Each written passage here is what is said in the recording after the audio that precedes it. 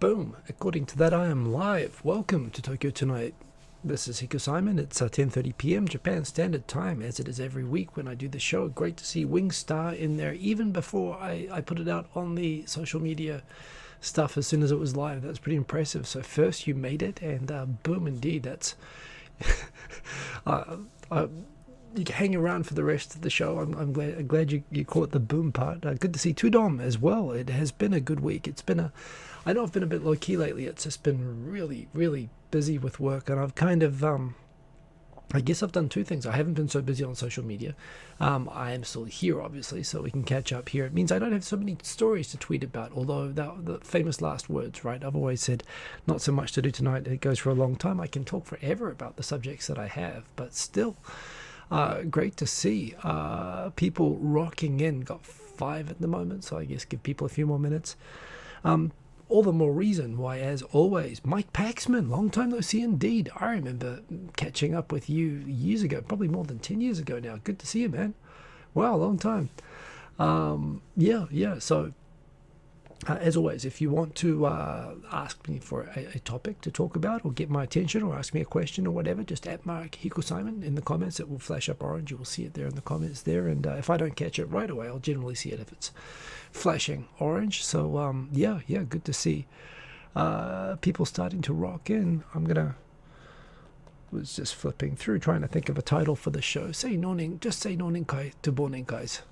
Yeah, that could be Tokyo. I'll collect a royalty, but Tokyo prefectural government's welcome to use that. How is everyone doing? One thing I have been doing with my downtime, which is really like after midnight lately, is rather than honestly catching up on Twitter and stuff, I've been kind of watching. I've been binge watching a few shows. I don't know what people are watching. I'm actually presently, just before the show today, I was watching The Boys. I finally gave in and watched it. And yeah, I would go. I don't need to go out of your way to watch it, but I am quite enjoying it. It's very violent. What is it with Amazon Prime? But yeah, what I find funny is it's kind of weird. Whenever you hear a New Zealand accent, like on something that comes from America, it's really kind of jarring. It's like hearing your uncle calling out to you in the middle of something. Like you're not sure if it's coming out of the TV or from behind you. And Carl Urban, who, by the way, his version of Judge Dredd is so much better than Sylvester Stallone's. Like the movie Dredd with him starring in it, like so good. But yeah, hearing a New Zealander playing a fake English guy, and it's funny because sometimes he pretends to speak with the Cockney. He kind of stops the T's and stuff like that. But most of the time, especially when he's swearing, he's just talking like a New Zealander. That's a total New Zealand accent. It's really jarring to hear, actually, but it's kind of cool. A lot like seeing Temuera Morrison playing Boba Fett. That was awesome. That was actually a funny moment. I was in America. I was in Pennsylvania when I watched episode 1, The Phantom Menace. And the scene where Boba Fett and Jango Fett, Boba Fett, hey Dad, there's someone at the door. I remember that just completely jarring my my sense of reality in the movie, hearing a kid shout out in a New Zealand accent. But good to see Kiwis coming out of my streams lately. Another thing that I watched the other day, by the way, I don't know if, I had a few people recommend to me The Queen's Gambit, so I watched that. And yeah, that was good. That was recommendable. I don't know what people have been watching that's good. Maybe share in the comments if you've been watching anything that's recommendable. But yeah, those were pretty good. Nice to see some more people rocking in. We got the J-Vlog. Salutations. Yes, indeed. Aaron, hey, good to see you. Wingstar. I have many fans in New Jersey, do I? Well, it's funny. I actually work with a New Jersey lawyer. I know people that I know are from New Jersey, but that's singular. So if there's multiple Wingstar, I'm very glad to hear that. I'd love to head over there someday. I've been Pennsylvania. I went to New York for like 24 hours, but that is always freaky to realize where people are from in the world. It's something I appreciate. Please say hello if you're in the comments. It's just nice to know that you're there, and it is cool to see where Mr. Cordy Chap, Carl Urban in The Boys totally was saying fish and chips. His eyes were total New Zealand eyes. It's easy. It's easier when you only have 2 vowels. But yeah, JMac217, yo, right back at you. Good to see, and everybody in the chat. Always nice to see where people are checking in from. We've got Tokyo503. Hi, we've got Quinn Rankid. Hi indeed. Lieutenant Shinta, that's a new handle name. Is this a segue into an ExpressVPN sponsorship? No, I'm not that popular. Yeah, they would just be selling out, man. Sorry, Wayne's World flashback. I wish I could have that. But yes, people laughing indeed at the accent. But what can you do? Wingstar, I've been watching Selena. Lots of Japanese references. Oh, really? They talked about Sukiyaki. I've seen the promos for that. I remember seeing criticisms that it didn't feature a lot of actually Selena in it. But I don't know. See. And I watched the other night. I did binge watch another NHK crime thing on Dominique Strauss-Kahn. I don't know.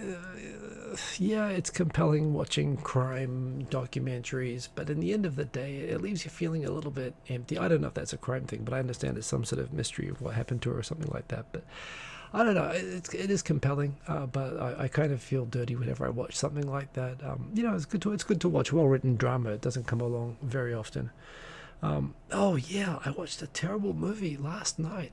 I watched a Keanu Reeves movie called Replica, and it had a great cast with a terrible script. It was awful. I was totally doing cinema sins in my head while I was watching. That was really bad. Keanu, man, I mean, you can be in like any, well, maybe he can't, maybe that's a problem, maybe he can't be in any movie he wants, but my channel's popular enough to get attacked by bots. I wish. I mean, bots are welcome so long as you say hello, bots. Believe me, if I had bots, I'd have much better numbers than I have, but I like having a high quality establishment, I like it how it is. So anyway, look, great to see everybody is there. The producer is Japanese. I did not know that. Well, there we go. Yeah, maybe I should check that out. Well, anyway, good to see everybody here in the comments. And remember, say hello if you're rocking in. Remember, say at Mark Kiko Simon like Wingstar did if you want to get my attention. And let's just start rocking into it. Yeah, Japan, there's this kind of weird PR campaign of Japan trying to get into the Six Eyes Alliance. What is the Six Eyes Alliance? I don't really know. I mean, technically, it feels kind of close to home. The Five Eyes Alliance is made up of UK, Canada, United States, Australia, New Zealand, supposedly. Basically, it's America and the countries that allow America to put spy satellite and spy listening bases on their territories, Australia and New Zealand. And it's good in the southern hemisphere because it means if you've got polar orbit satellites, it means you can cover basically the whole world. And it's easy, particularly with Australia on the opposite side of the world. In New Zealand we have black birch, which is just an observatory from what I understand, but they use it for training their missiles on using star-based geo placement. There's big listening stations in Australia and so on, and there's a high degree of trust, as there's been since they've been allies basically forever, and a lot of intelligence sharing. And Japan is sort of playing big on the idea that as it baby steps towards remilitarization, that it's all in with America and American values and the defense framework in the Pacific and so on, and it wants in on Five Eyes, not just for the not just for the sharing of actual, intelligence on what China and Russia and whoever else are doing, but just for the prestige of being part of the club of it's basically the Anglo Defense Club. And it's an interesting one. Now, some people, you might not realize, apart from the fact that, of course, when under the Meiji period, when Japan militarized, they did take advisors from, a lot of countries, from Prussia, from America. They actually took a lot of British equipment and training. And in World War One, Japan was on the Allies' side in World War One. They were allied with America and Britain, and they actually, when Britain sent troops and naval ships into Europe for World War One, Japan actually took over protecting British merchant shipping in the Indian Ocean from German ships. And there were cases where the Japanese military was involved in action against Germany on behalf of the UK during World War One. Part of what led to World War Two, of course, was was Japan feeling like it had been one of the Allies. Granted, it wasn't actually in the trenches in World War One, But, and they expected to get all the German sort of territories that were close to Japan, including in China and a bunch of islands, handed over to them.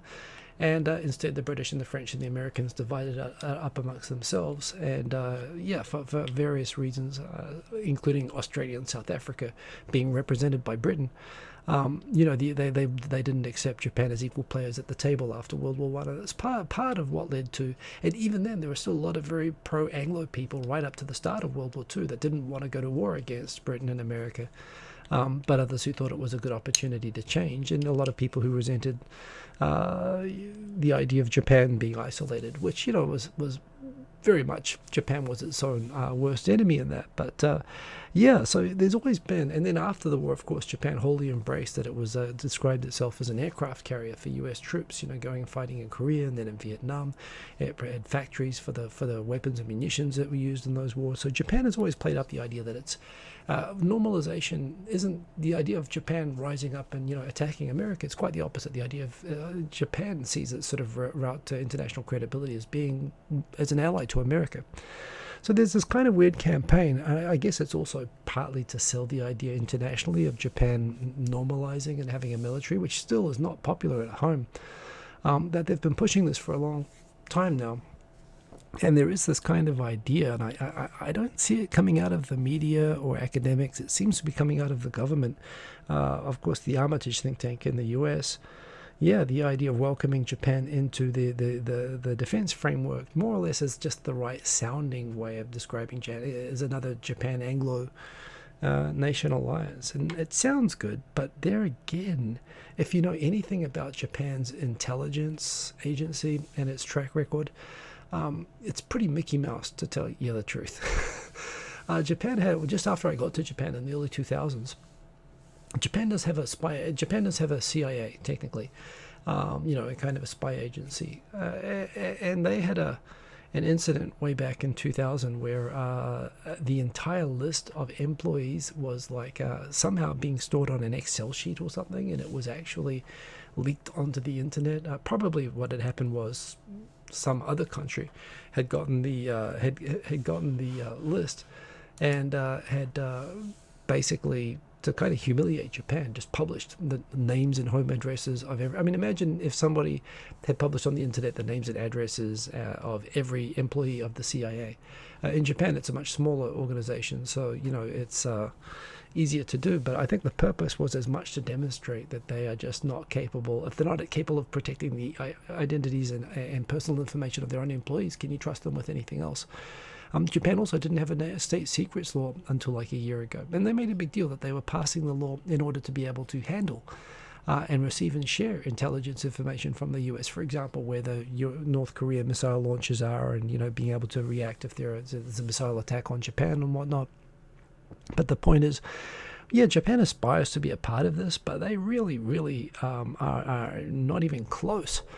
Probably, honestly, even to the level of New Zealand. I mean, New Zealand is a tiny, tiny country with hardly any people in it, but we've been integrated into the, Western intelligence, network framework, echelon, or whatever you want to call it. I mean, we help, we provide stations that help listen in on American domestic phone calls as a foreign intelligence agency and share the information back to America. That's the rumor. New Zealand's been doing this, for like a century. Japan, they want in on this, but it seems to be more for the status than actually the ability to do anything. I mean, of course, I'm sure Japan can bring a lot to the table. They can build their own. Well, you can't build F-35s, I believe, without Japanese components. There's a lot of high-tech satellite space, a whole lot of stuff which Japan does contribute, in terms of technology. But in terms of skill in this area, we'll see. But interesting that they are lobbying for that. So who knows? Looking just to see more people rocking in. Theodore Sharp. It'll flash orange when you spell it correctly, but it's cool. Hikosimun. Where's my haka? I'm not going to do a full haka right now. I'll wake up the house. But kamate kaura kaura, kamate kaura kaura, tenete tangata puru huru nana, ifiti mai whakawhiti te ra, aupane kopane whiti te ra. That's the haka. Yeah, I could sing some songs if you like as well in Maori. They're the best songs. Good to have you here, Theodore. Tai Nakamura, excellent to see you. Paragoti, good to have you here in the comments. I think I saw Odie Jr. There's Odie Jr. Good to see you. Bot Lives Matter, says Lieutenant Shinta. Baboom, indeed. Odie Jr. Who else we got in here? Theodore Sharp, there we go. Japan should get their military back. Well, yeah, there's... BLK UNK. Where are you? I didn't see BLK UNK in here, but they are the pop media paparazzi. Whoa, I totally missed. Where's BLK UNK? Well, if you're watching, that's awesome. So good to have you here, BLK UNK. Oh, there you are. Those aren't the real ones. The real ones are ninjas. Well, they probably should be. And Tech Art too. Good morning. Good afternoon. Buenos dias. Buenos tardes. Buenas noches. Wherever you are in the world, good to have you. Let's see what else we've got. Japan is setting up again. It's always voluntary. It's how they start, but they are setting up a governance code to recommend hiring targets for women and foreign bosses. Interesting one there. The foreign bosses I don't really get. There's a lot of international companies, of course, that just have foreign bosses deployed here as part of their international things. And if they're not talking expats, if they're talking about hiring, I mean, I don't think you need an expat quota. It is good for internationalization to have that, but I don't think as part of a corporate social responsibility, having expats is necessarily what you want. I think the idea of having a quota that is, when they say foreign, if they mean people from ethnic groups, minority ethnic groups in Japan, or people or immigrants into Japan, people who have lived here and aren't on expat packages and have come up through companies, a lot of Chinese, a lot of Taiwanese and Koreans in that, increasing numbers of Vietnamese, Iranians, Brazilians. If you're talking about them, absolutely set. I think promote that. The more interesting one, I suppose, is women. This is something in probably every company. If you work in a big company, every company in Japan is currently trying to think of, all of a sudden, quick, we got to hire more women. And it makes it look like, must be a good time to be a woman, because right now Japanese companies are scrambling to find senior women managers. The problem is, it's not just a matter of, even where companies are setting targets, it's not just a matter of snapping your fingers and grabbing the tea lady and saying you're in charge now. This is the problem, that jobs in Japanese companies, particularly at the entry level, are often defined from the get-go. You've got a lot of women staff who are often called jimu or office ladies, and they're not on a career track. They're on a fixed sort of a role, often on limited term contracts with no chance of progression, and that's clear to them. And so their aspirations become, well, since I've got no future in the company, either it can be to get married outside of the company and maintain the job for a steady second income, or it can be to get married or find someone within the company, maybe do that, maybe quit and become a homemaker. But there aren't a lot of people. I mean, even the idea of aspiring, especially going back, anyone who you'd want to be like an executive now, you'd expect to have 20 years experience in a company, right? You can't just really pluck people out with 1 or 2 years experience and suddenly thrust them into roles as managers that they're not prepared for. I mean, that would be even worse, because you're setting them up to fail, which will, again, make worthy candidates look bad. But the problem is, when you intake companies where all the men are sent off to the career path and the women are put in jobs, literally designed dead-end jobs for women, and where they're encouraged more or less to quit, you can't just suddenly say, okay, now where are those women on the career track that we can make managers? Usually the percentage is literally, like when I joined a consulting company which was more open than most, and they had hired more than 100 people in my first year take, and there were 5 women, and 3 of them married my co-hires and left the company within a couple of years. I mean, this is like as 23-year-olds. So it's literally like 1% or less that gets through to even be in the consideration for this.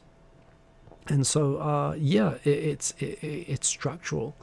And I agree that having the quotas and targets and so on is a good way to force companies to take action to change it. But there also it has to be a recognition that, the change that we've seen in America and New Zealand and Australia is the result of change that really started back in the 1980s. And it's really taken a generation to come through.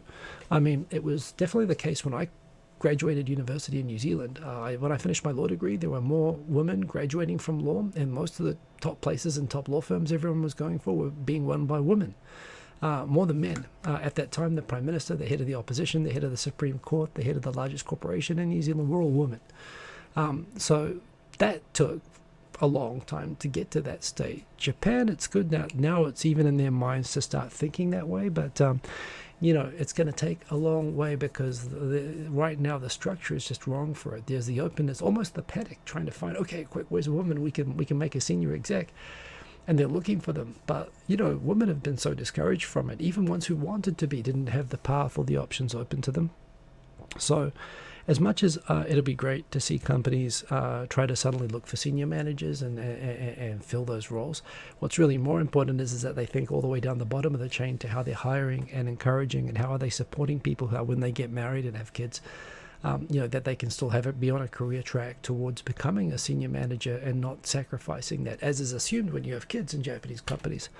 I mean, that's the other thing, that 1% that make it through to be eligible to be senior managers often have made deliberate choices not to get married and not to have kids, to avoid that prejudice. So, you know, it's a really big barrier, but it's the main thing that's being focused on in Japan right now. It's a really interesting time. I think for people who have been determined in spite of all the pushback, for women who want to advance, it's a great thing. But yeah, it's a really big change for the whole society, and it really shows how far behind Japan is and even setting this sort of thing up. So interesting. I'll be interested to see how this goes. Again, I've always been skeptical when people talk about these sorts of targets in Japan, but it's come through before, so we'll see. I've been talking recent years about the hydrogen has just been coming up in the news a lot lately, and I'm not like a huge fan of it. I've been aware of it since like when I was doing renewables in Japan, was thinking really we didn't think that battery powered cars were going to be such a big thing. When the Prius came out, and it seemed interesting, the idea that some people were modifying their cars to be plug-in hybrids. But in the end of the day, the problem was that batteries, you know, think of the rechargeable batteries you have in your house. They lose their ability to retain charge over a couple of years. Think about your iPhone battery. After 2 years, you know, it runs out of battery right away. And they're messy to make. They're messy to throw away. They're heavy. And you compare that to the idea of basically just having the electrode part of the batteries and refuelable, you know, fuel which you can put into your car like gasoline and get electricity out like a battery, and the only emission is water. You know, that's a pretty good solution, and it's pretty compatible with gasoline infrastructure, and it's hydrogen. That's what you do. It's a fuel cell with hydrogen. The problem is, of course, is that there are not hydrogen petrol stations everywhere still. There are plug-in sockets, and companies have found it now. Lithium batteries are so cheap that you can make a lot of them to put into cars. So the plug-in thing is happening. Definitely in America. Huge credit to Tesla for making it just go gangbusters the way that it has. I don't think Japan has been wrong setting up. They've been a bit slow, but I don't think they've been wrong thinking that hydrogen is longer term the better outcome in terms of, you know, the cost for the environment, in terms of making sure they're genuine zero emissions. So yeah, Japan is thinking a lot about this, and I think this is why you're seeing the Toyotas, the first electric cars to come out from Toyota were the FCV. It was a fuel cell vehicle. That's the Mirai in a picture at the one of only 50 hydrogen gas stations in Japan, which is 50 times more than there are in most other places. It's great to see the battery stuff, and there's a lot of news with that. But what's really been interesting is that the government said that they were going to go for a zero emission overall economy by 2050, including a ban on gas cars by then. The Tokyo government came out, I think I've got the story in here somewhere. Tokyo is going to ban the sale of gasoline cars by 2030. Now this is opening up for electrics as well. Some other people said on the show last week, I remember, could they do that within I think 2040 the government said for no gasoline cars nationwide.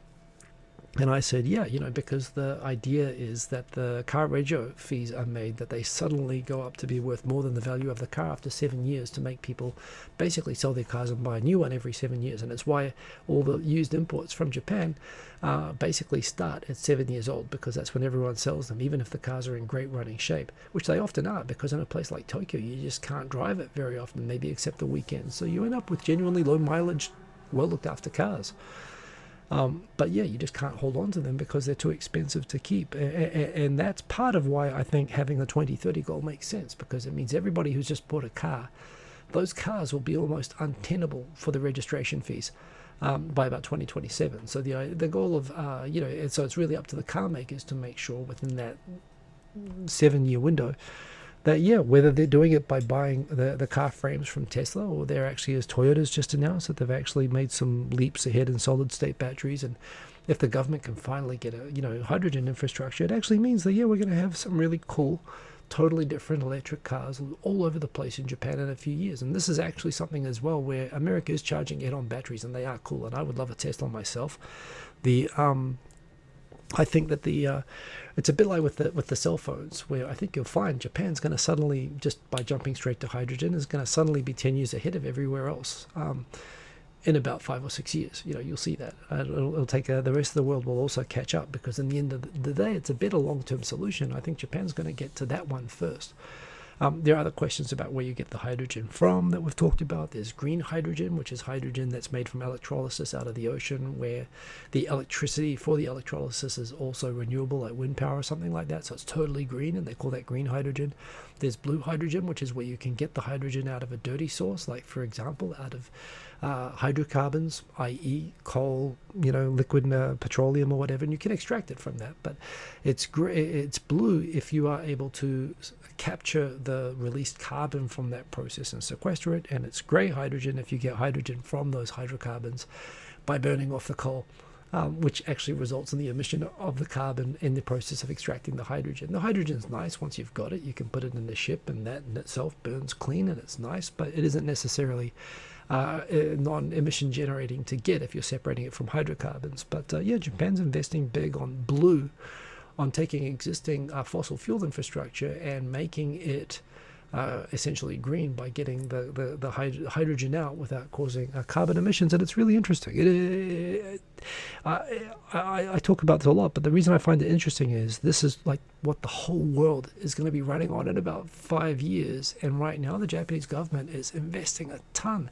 And you talk about climate change, which we should be recognizing as an absolute global crisis that's already kind of past the tipping point. And this is really what we should have been doing 20 years ago, and it's happening now, and it's really going to change everyone's lives. I believe for the better. I think it's going to release lots more cool technology, which I love to follow. So, it's not just good for the environment. It's cool tech. It's cool. It's going to improve lives. So for me, I'm super into it. The J-Vlog, isn't Airbus researching hydrogen-powered aircraft? I think I saw that they did some PR thing with that. I also saw some videos on it that said it was just kind of PR. They're not going to be able to really do what they were talking about, but the image stuff is all there. Quint Rankid, I'd like to hear more about hydrogen storage. Well, again, I'm not an expert on it. I just read everything I find on it as I understand. Well, the problems before, of course, the original problems going back in time was that hydrogen is, of course, explosive, and it has to be stored in really low temperatures to be in liquid state to be transformed, to be transported, and that was particularly a problem. That was really the biggest inhibitor to it, like until about 10 years ago. Apparently the technology to be able to safely store it and to transport it has jumped ahead and made it more reasonable, and that's what a lot of the tech was focused on for a long time, was not the extraction so much as actually how to move it around properly. It does have to be very low temperature. It does have to be highly compressed. The other thing is that hydrogen is so light that to compress it enough to make it worthwhile, to fit into cars, you need high pressure tanks to be able to store it, as well as in ships. As I understand, they've pretty much figured that stuff out now. I mean, it is an explosive gas, but so is petroleum, so is petrol, and sometimes those explode as well. These accidents happen. We saw in China, in Fujian, I think it was, last year, things like in Beirut and whatever. I don't know if that was from petroleum, but this granted, it's not safe, but the tech to store it and move it is supposedly good enough that this is now being looked at as feasible. And basically on very similar infrastructure to what's used right now for gasoline and other fossil fuels. So it's pretty cool. Mulberry Pie, well, you can get a car. The point is, by the time any car that you buy now, by the time the rego becomes too expensive to replace it, which is roughly when the car's value declines below roughly $10,000 US, at that time the rego will be worth $10,000 in about 7 years from now, and that's when you sell it in some car dealer will sell it to a New Zealander or a British or a car dealer who will import the used Japanese imports, and at that time they'll all be from that age. So I think it still makes sense to buy a car now, but I think there are very, very cool cars coming up, and that's I find that exciting. Good to see you, Mogberry, by the way. Good to have you here. Who else has rocked in? Always like to try to catch everyone who's made a Nippon Culture Quest. Excellent to see you. That is Nippon Culture Quest is an excellent channel. You should go and subscribe to her and watch all of her videos because they are awesome. And Aor, I know that those are zeros, but yeah, I'm glad you find it interesting. Shubas from Panama, I'm glad that you made it. Buenos dias. Hydrogen tends to blow up rather easily. Was it hydrogen? Yeah, it was hydrogen in the Hindenburg, wasn't it? That's bad PR, but at some point, you have to move on.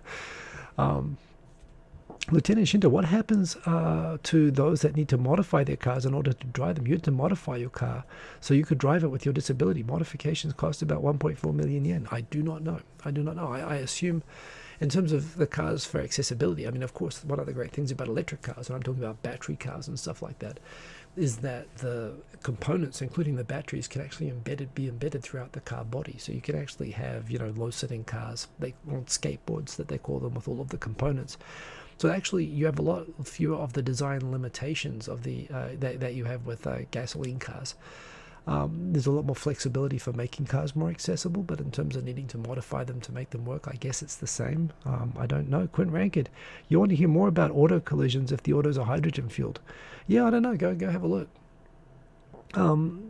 Online or whatever, but yeah, it's a good question. Is the Mirai safe? Well, again, as I understand, it comes down to the specifications of the gas tank. As I understand, there probably isn't a hydrogen car that's more dangerous than a Ford Pinto. I think they were the cars that were famous for you'd bump into their back end bumper and they'd explode into flame. America's had a lot of gas cars that would do that, I guess. So you'd have to look. I don't know. I'm not an expert, but I assume that given the safety standards on cars today, and that being an area of attention, I'm sure that's part of what they're thinking of. But again, lithium battery cars. Think about the lithium doesn't seem all that much better. All the Hyundais that are getting recalled. I believe not just Hyundais. There are a couple of other brands of electric cars that are getting recalled because the lithium batteries again have a habit of catching on fire and exploding as well. So that's what energy is. Energy is heat, and whether it's gasoline or coal or lithium batteries or hydrogen, it's something or another.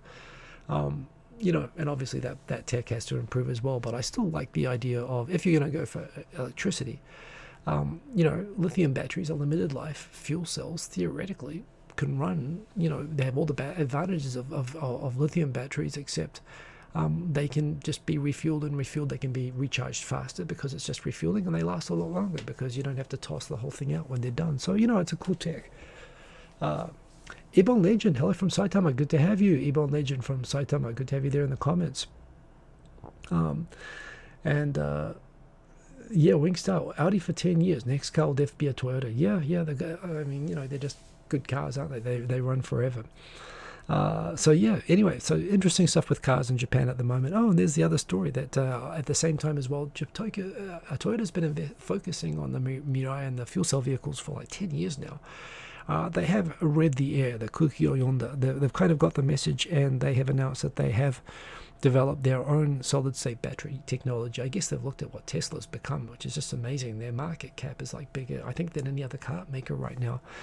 And there's one thing that Toyota will do is that their engineers will sit down and they'll look at something and they'll think it through, and they reckon that they have batteries that they've designed a battery which can charge in 10 minutes and have a range of 500 kilometers, which is better than anything Tesla puts out. I mean, that's what they're saying.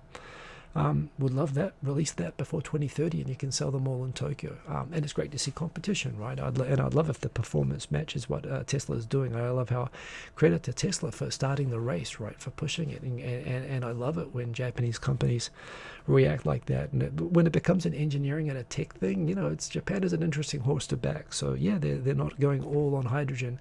For those who prefer solid-state batteries, boom, there you go. There's Toyota. Speaking of the future, the Whopper plant-based, is it the Impossible Burger? I think that they're releasing in Japan. So Moss Burger had a veggie burger, which I couldn't find anywhere before, but it looks like, Burger King is going to release these here, and I'm just curious to try one. I saw a taste test on a Japanese website, and you know, they got like the regular Whopper and the veggie Whopper, and they said that the tastes were pretty hard to distinguish, which I suppose is pretty good. So I'm curious if anybody, hey Subaru the car, good to see you. Car related topic, yes indeed. Subaru, excellent cars. I do like the old Subarus. Has anyone tried these? Has anyone tried an Impossible Burger? I've heard some people, read some reviews that say that it tastes a little bit metallic or something afterwards.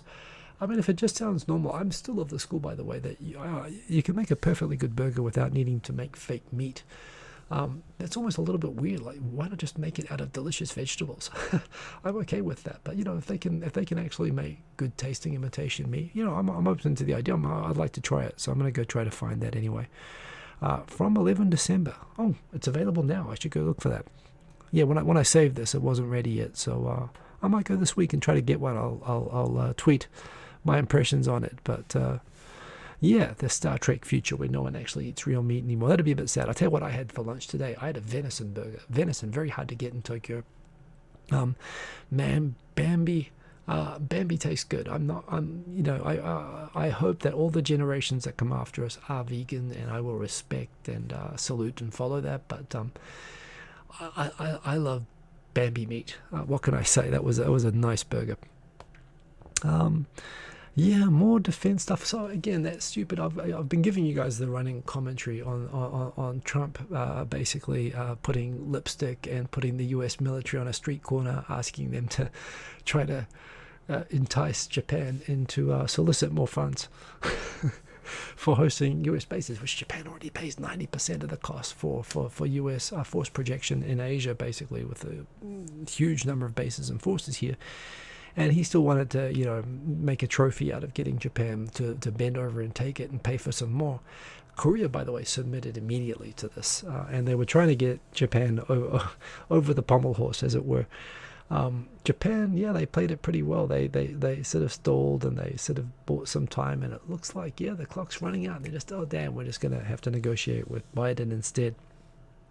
In the end of the day, yeah, you know, look, you're not going to have a better ally than Japan, and those forces are well, they're here for U.S. interests, right? They're not a paid defense force for Japan. I mean, clearly that is part of it, and that is partly why Japan agrees to pay such high base fees. But at the same time, at the end of the day, you know, does America want the bases? Or is it, if Japan doesn't pay, will the U.S. pull those forces out? And is that in America's interest to do so? And if not, then why play chicken over it? Why you know, treat it as a source of why treat them like security guards being loaned out to other countries, if that's not what they are? And if they really are not necessary for U.S. interest, pull them back. I mean, seriously, America. What's up to America? I've always said, you know, New Zealand's a very anti-American country, but I think the world is a better place for America having bases all over the place. As much as people think that America should just, you know, leave Okinawa alone and go home, those forces in Okinawa are the reason that South Korea and Taiwan exist and are so prosperous, and there haven't been wars in those regions for 50 years. It's because of those troops being there in Okinawa, and it's a burden on Okinawa, but it's for the greater good of the region. And you know, I appreciate them being there, but you know, at the same time, America should appreciate the importance of those forces for itself and for the region. So I'm kind of glad that's getting punted. I hope that Biden isn't an idiot. But man, what a just complete. It's hard to look at America right now.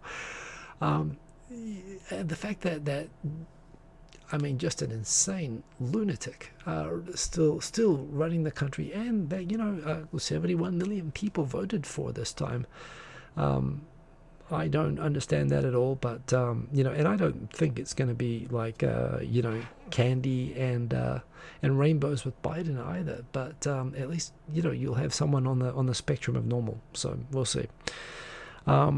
This was interesting. This was in The Economist. Take out too. Before I move on, I see you got a comment. They are just okay. Yeah, veggie burgers are better when they are their own thing rather than trying to imitate. Thank you. That's exactly what I think. I'm curious to see how the technology on veggie burgers is going.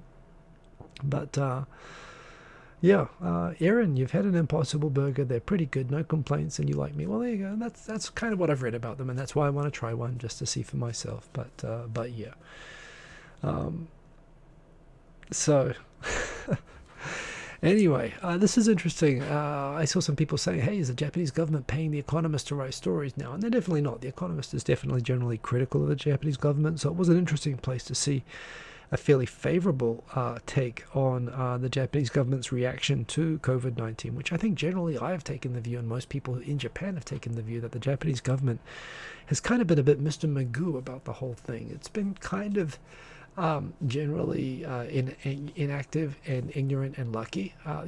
Through they've kind of been squinting their eyes, walking around, and accidentally doing things right more than any kind of apparently insightful sort of strategy. It's clearly Japan has had it less bad than US and Europe, and still people looking and asking, is it genetics, is it culture, is it do Japanese have childhood shots that give them better immunity? What is it? Not many people have ever considered that it was actually from expert handling by the Japanese government. There's been no lockdown. It's been kind of shambolic, frankly, the way that they've tackled the lockdowns, the contact tracing and whatever. They haven't really gone fully open, and they haven't gone fully closed, but somehow they've just avoided, while it's not been as good as New Zealand or Australia, it's also not been as bad as Europe or America. And why? And what The Economist is pointing out is that, there are a lot of things in terms of strategy which the Japanese bureaucracy, I get the feeling this is probably someone in the Ministry of Health that actually had a conversation with someone from The Economist and probably put a bit of their spin on it. But it's an interesting point that very quietly what they're saying, the story here that The Economist says, is that they realized with the Diamond Princess, first of all, that the way that the disease had spread inside that cruise liner, it appeared to be airborne, and they started from the beginning with the assumption that it was airborne. That was the starting assumption. So face masks right away to protect from airborne diseases, the washing, the assumption it would last a long time on surfaces. So basically, when in America and the WHO and everyone wasn't quite sure yet if this was something that they had to use, airborne disease protocols or not, Japan was just running on the assumption that it was. The other thing that they said proved significant in Japan was kind of a realization that Japan didn't have the infrastructure to be able to actually try to eradicate, to isolate, to do full lockdowns across the whole population. They realized that with the tools that they had, the best strategy that they had was, rather than to chase every single isolated case that spread into the community, was rather to focus on the clusters. Finding out where there were cases with significant outbreaks and focusing on tracking down all the people connected with those clusters, rather than trying to preempt and catch in advance every case throughout the community. And this is actually, again, Japan got some criticism that it didn't go into full lockdowns and it wasn't opening mass testing for the entire population, but they pointed out that those limited resources, rather than spending them on testing the entire population and trying to isolate every person, they instead focused those same resources that would have been used for that medical bureaucracy on chasing, contact tracing people connected with known clusters, and acknowledging that there would be some leak and some spread in the community, but rather than trying to eradicate the whole thing, just trying to manage the spread by not, by attacking the clusters.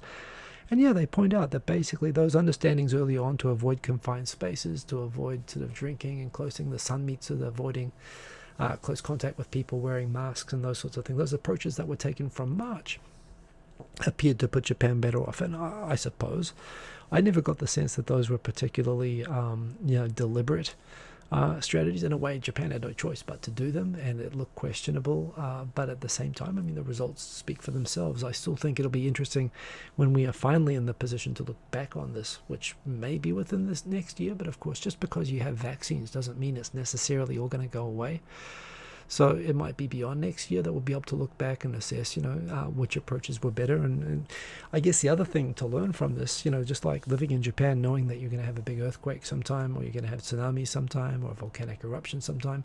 We've been lucky. We've been 100 years without a significant pandemic. Well, you know what, that's probably actually not fair to say. But, for developed countries, SARS kind of affected, but obviously not like this. We haven't had this kind of a mass global developed country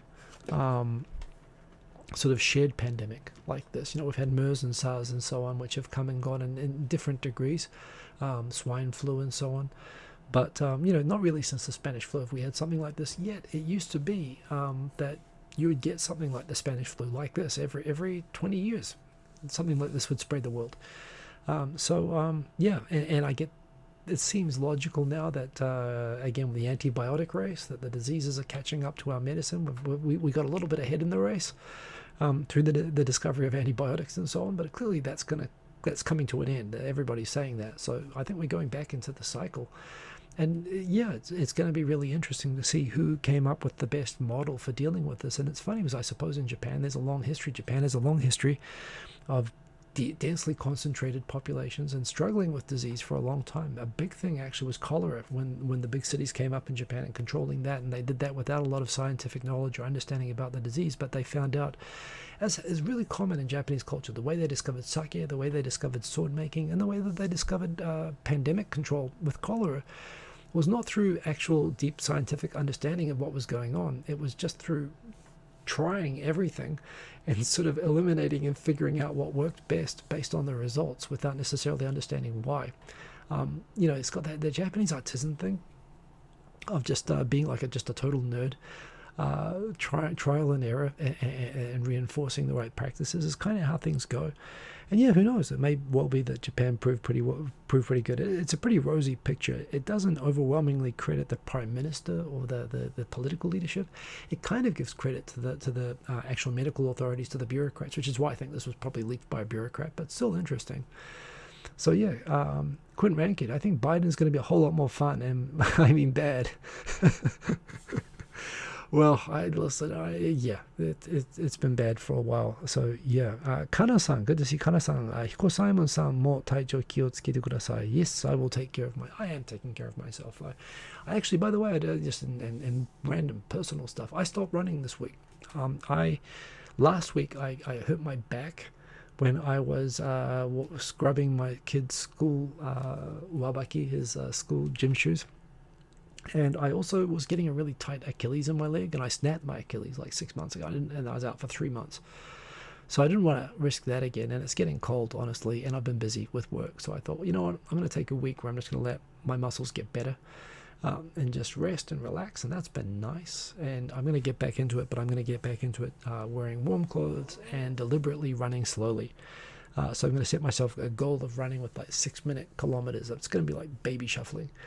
But I'm going to do that when I get back into it. But it's been nice not running, actually, just in terms of I've gotten so fit that just having a week of doing nothing and then having the fitness, which granted is plummeting now, but it's nice having the fitness and not having to do anything deliberately for a week, just to recover. So I am taking good care. I'm not going anywhere still. I'm basically locked up at home.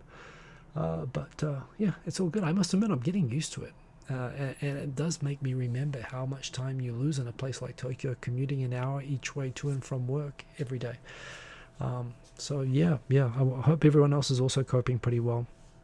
This is interesting. Just the other day, there are more and more discoveries now of how much water ice, and even liquid water exists, not just under moons around, like possibly under Mars, we heard the other week, and then we heard under of course Europa, but maybe other moons, Enceladus, I think maybe I pronounced that wrong.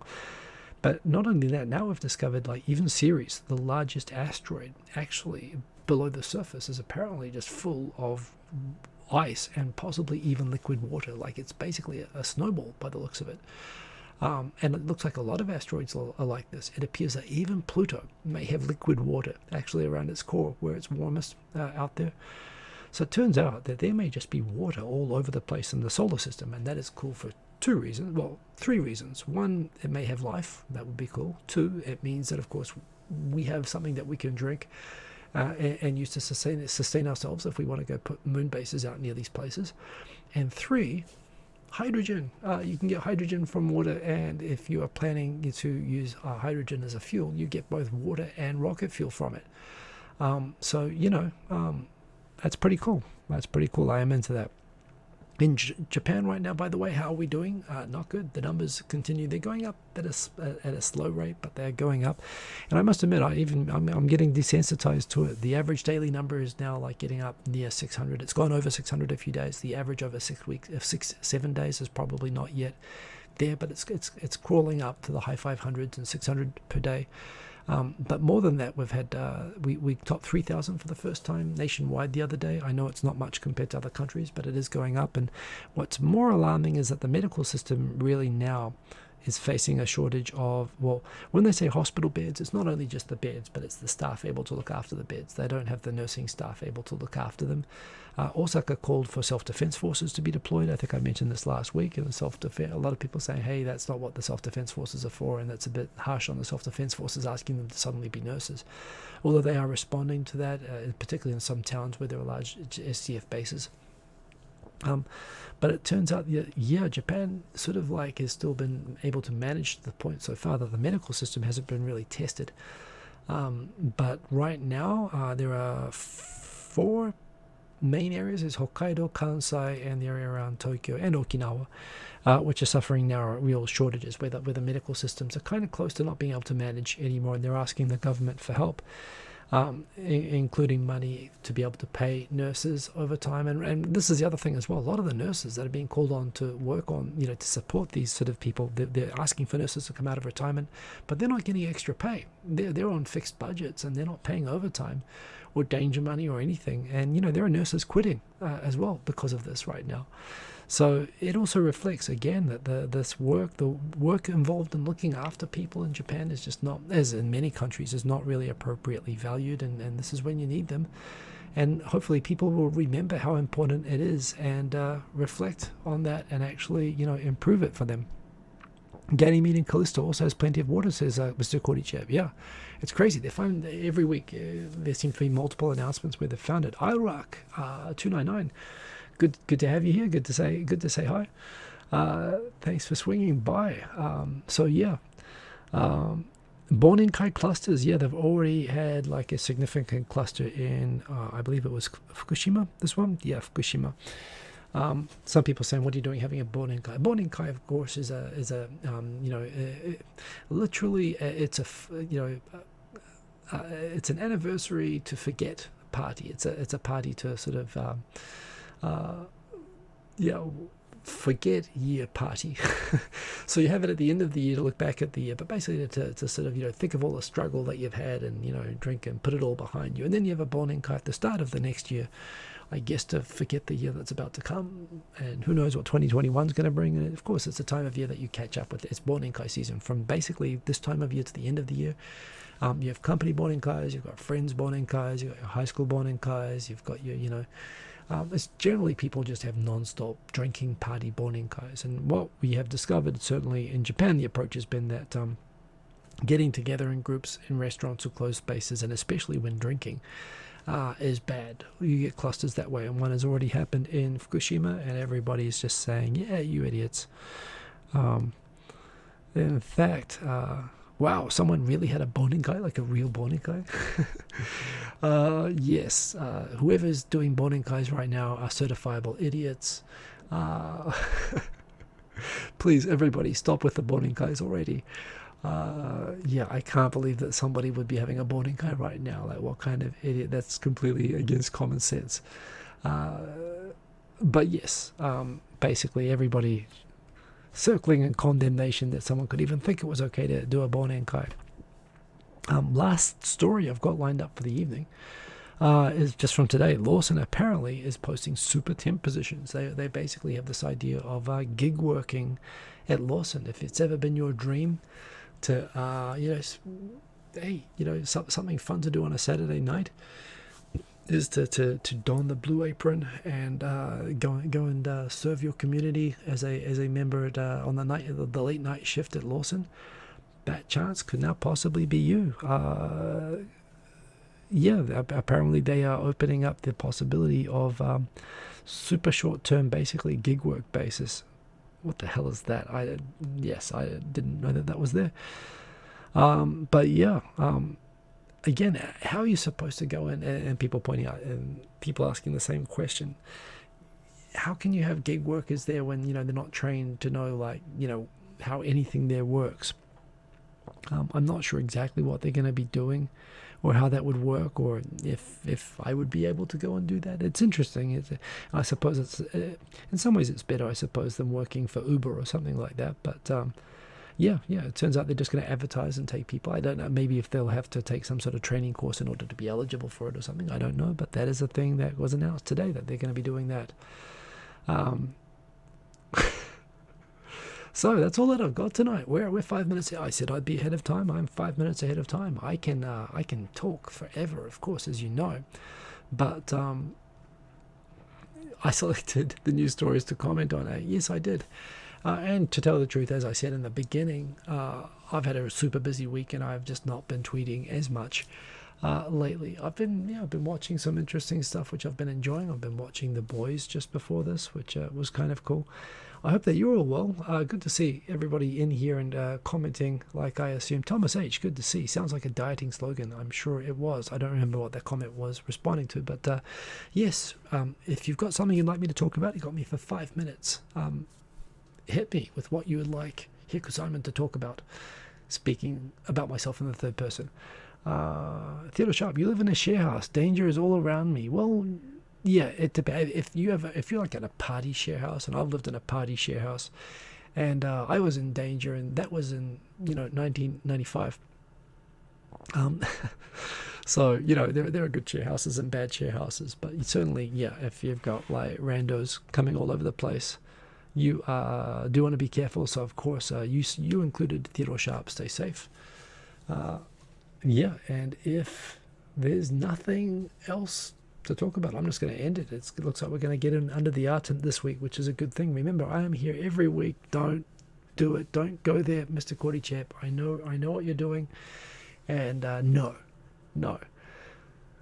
behave. So yeah, I'm just going to say good night, I guess. Remember, I'm here at 10:30 p.m. Every Sunday night Japan time. Remember, you can contact me on Twitter.